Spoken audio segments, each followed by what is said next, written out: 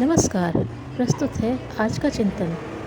मगधराज शतज्ञ की कन्या जितनी रूपवती थी उतनी ही गुणवती भी। उसके गुण और रूप की चर्चा दूर दूर तक फैलने लगी। जिस युवराज या उच्च कुल के युवक के कानों तक उसकी चर्चा पहुंचती, वही उससे विवाह की कामना करने लगता। कई राज परिवार के युवक तथा सुसंपन्न जन उसे अपनी जीवन संगिनी बनाने के लिए लालायित थे। कईयों ने इस तरह प्रस्ताव भी सम्राट शतंजय तक पहुंचाए थे।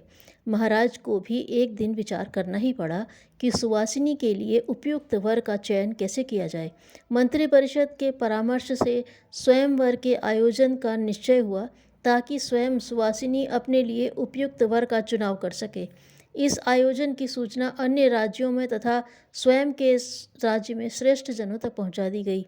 राजकुमारी ने स्वयंवर की इस घोषणा में अपनी ओर से यह भी जोड़ा कि वह उसी का वरण करेगी जो पूरी तरह सुखी हो और अपनी भावी पत्नी को हर तरह से आनंदित रखने की सामर्थ्य रखता हो। नियत समय पर राजपुत्र, व्यवसायी और विद्वान वर्ग के अनेकों प्रतिभाशाली व्यक्ति एकत्र हुए। सभी को यथास्थान सम्मान पूर्वक बिठाया गया। जयमाला हाथ में लिए उद्घोषक कंचुकी ने उच्च स्वर में कहा, आप सभी संभ्रांत जनों को यह तो ज्ञात हो ही गया होगा कि हमारी राजकुमारी सुख और आनंद की प्राप्ति के लिए व्यग्र है। इस वैभव संपन्न राजभवन में उन्हें सुख और आनंद का अभाव ही दिखाई देता है। तो आप सब एक एक कर प्रमाणित करें कि आप राजकुमारी जी को सुखी और आनंदित रख सकेंगे। एक एक करके राजकुमारों ने अपने साधनों और क्षमताओं का जो परिचय प्रस्तुत किया, वह लगभग एक ही जैसा था। सभी का कहना था कि हमारे पास ऐश्वर्य की कमी नहीं है, हम लोग सुदृढ़ साम्राज्य के स्वामी हैं। सुख और आनंद के विपुल साधन हमारे पास हैं, जिनके द्वारा हर प्रकार का आनंद प्राप्त किया जा सकता है। सभी राजकुमारों का परिचय सुनकर सुवासिनी ने कहा, आप लोग भावी सम्राट हैं, पर आपका राज्याध्यक्ष होना तो प्रजा की इच्छा के अधीन है। जनता की आकांक्षा से ही आप सिंहासन रूढ़ हो सकते हैं और सम्राट रह सकते हैं। आप लोगों को नियमों और मर्यादाओं में रहकर ही राज्य संचालन करना पड़ेगा। ऐसी स्थिति में आप स्वतंत्र कहाँ रहे, और जो पूर्णतः स्वतंत्र नहीं, उसके लिए सुख कहाँ, आनंद कैसा। राजपुत्रों के पास सुवासिनी के इन प्रश्नों का कोई उत्तर नहीं था। तथ्य ही ऐसा था कि प्रत्युत्तर की कोई गुंजाइश ही नहीं थी। अब श्रेष्ठ वर्ग की बारी थी। वही प्रश्न उनसे भी पूछा गया। वणिक पुत्रों ने अधिक उत्साहपूर्वक कहा, हम स्वतंत्रतापूर्वक व्यापार करते हैं, अपनी कमाई लक्ष्मी का उपयोग करते हैं। न हम पराधीन हैं और न ही साधन विहीन। राजकुमारी ने उन सबों से कहा, आपकी बुद्धि और स्वतंत्रता तो धन के लिए बिकी हुई है। धन की हानि लाभ के साथ आपका सुख और आनंद जुड़ा हुआ है। फिर सुखी और स्वतंत्र कैसे हुए। वैश्य पुत्र भी निरुत्तर होकर रह गया। अगला कक्ष विद्वानों का था। विद्या के धनी सुप्रसिद्ध आचार्यों ने अपनी बात कही, अपने ज्ञान और सम्मान सहित साधनों की विपुलता और वैभव संपन्नता का परिचय दिया एवं अपने आप को स्वतंत्रता का पृष्ठपोषक तथा अधिपति बताया। राजकुमारी ने अपने उत्तर में उनसे निवेदन किया, आप ज्ञानवान होते हुए भी लोभ, मोह और यश की कामना से बंधे हुए हैं। जीवन मृत्यु का ग्रास है। प्रतिकूल परिस्थितियाँ और मृत्यु की घड़ियाँ कभी भी आपके आनंद तथा स्वातंत्र्य को नष्ट कर सकती हैं। विद्वजन क्या उत्तर देते। इस स्तर पर तो वे भी सचमुच पराधीन ही थे। अखंड आनंद का उपभोग उनके लिए भी कहाँ संभव था। सो वे भी चुपचाप अपने अपने स्थान पर बैठ गए।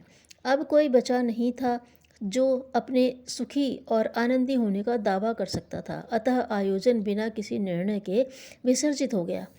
महाराज को आयोजन की इस विफलता का भारी क्षोभ हुआ। इन परिस्थितियों में सुवासिनी को क्या कुमारी ही रहना पड़ेगा। शतंजय को यह चिंता सताई जा रही थी। इसके लिए उन्होंने महर्षि अगस्त्य से परामर्श किया। अगस्त्य ने उन्हें राजकन्या के साथ अपने आश्रम में कुछ समय तक निवास करने का आमंत्रण दिया। थोड़े ही दिनों बाद महाराज शतंजय अपने परिवार के साथ गंधमादन पर्वत पर बने महर्षि अगस्त्य के तपोवन में पहुंच गए।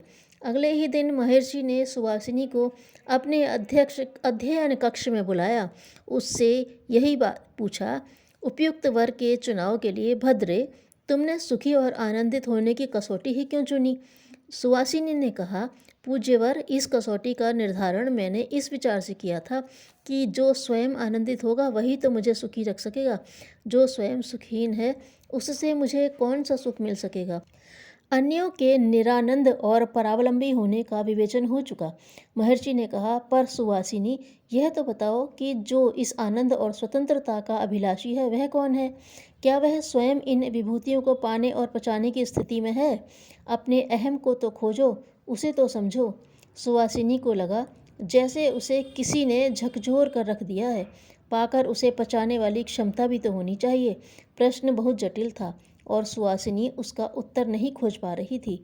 वह चुपचाप बैठी जमीन की ओर निहार रही थी।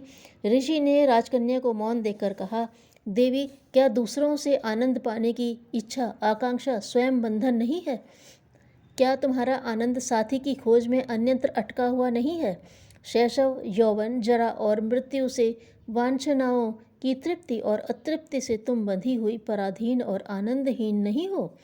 यदि हो तो आनंद और सुख का स्रोत अन्यत्र कहाँ मिलेगा? क्या मैं भी पराधीन हूँ? सुवासिनी ने अत्यंत उद्विग्न और व्यग्र होकर पूछा। महर्षि सहज वात्सल्य भाव से मुस्कुरा रहे थे। कामना ग्रसित और प्रकृति से प्रेरित जीवधारी के लिए भद्रे कहाँ आनंद और कहाँ स्वातंत्र्य? फिर मेरा अभीष्ट क्या मुझे कभी न मिल सकेगा? मैं निरानंद और पराधीन ही भटकती मरूंगी। क्या स्वतंत्रता और आनंद केवल स्वप्न है? एक के बाद एक प्रश्नों की झड़ी लगा दी राजकन्या ने। उसके चुप होने पर महामुनि ने कहा, देवी, जो हो उसे अपने भीतर ही पाओगी। तप के प्रकाश में ही उसे देखोगी, जो बाह्य जगत में कहीं भी दृष्टिगोचर नहीं हो सकता। आनंद ही आनंद का आगार और केंद्र है। बाहर तो उसकी सुवास मात्र बिखरी होती है। सुवासिनी को जैसे समाधान मिल गया था और दिशा भी।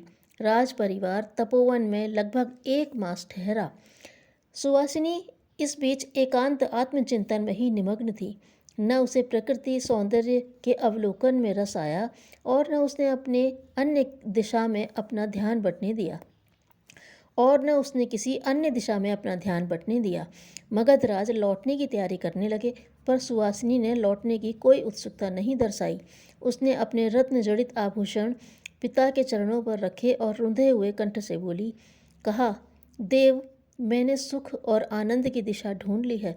इसे प्राप्त करने के लिए कुछ काल तक मैं आश्रम में ही रुककर तप साधना करूंगी और फिर राजभवन आने के संबंध में सोचूंगी। धन्यवाद।